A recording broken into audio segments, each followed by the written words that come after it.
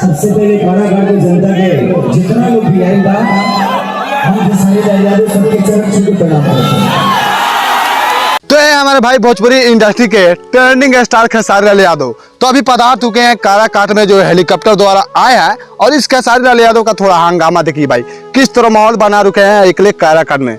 तो भाई अभी पवन सिंह इनके साथ अभी नहीं पहुंचे हुए हैं, पवन सिंह अभी शायद रास्ते में है, तभी खेसारी लाल यादव काराकाट में आकर मचा दिए हैं धमाल। भाई ये देखने में काफी मजा आ रहा है, क्योंकि वहाँ के लोग में काफी उत्साह है और ये भी बोल रहे हैं वहाँ के लोग अब की बार पवन तय है। तो भाई आप लोग भी जाइए और काराकाट के नजदीकी अगर गांव में होंगे तो आप भी वहां जाइए जहां पर अभी पवन और खेसारी आने वाले हैं। वहां पर जाकर एक से एक भीड़ इकट्ठा कीजिए ताकि पवन और खेसारी का भी और अंदर से उत्साह जगे और भी वो वोट मांगने के प्रयास करे आप सबके बीच।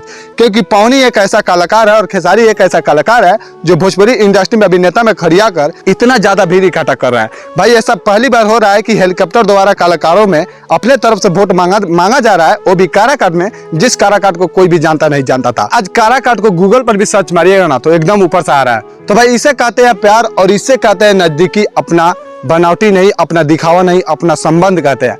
क्योंकि ये दोनों कलाकार ऐसा कलाकार भोजपुरी इंडस्ट्री के है जो आज तक कोई नहीं कर पाया, ये दोनों कलाकार मिलकर कर रहे हैं। क्योंकि भोजपुरी को इतना लेवल तक ऊंचा ले जाना और इस काराकाट में इतना भीड़ इकट्ठा करना और वोट के इलेक्शन के टाइम में इतना बड़ा ऐलान कर और इतना लोग को जुटाना भाई बस का बात नहीं है। क्योंकि हमारे भोजपुरी के सांसद कितना भी है, 3 सांसद है भोजपुरी स्टार, मनोज और दिनेश लाल यादव और रवि किशन, ये तीनों हवा में उड़ रहे हैं भाई।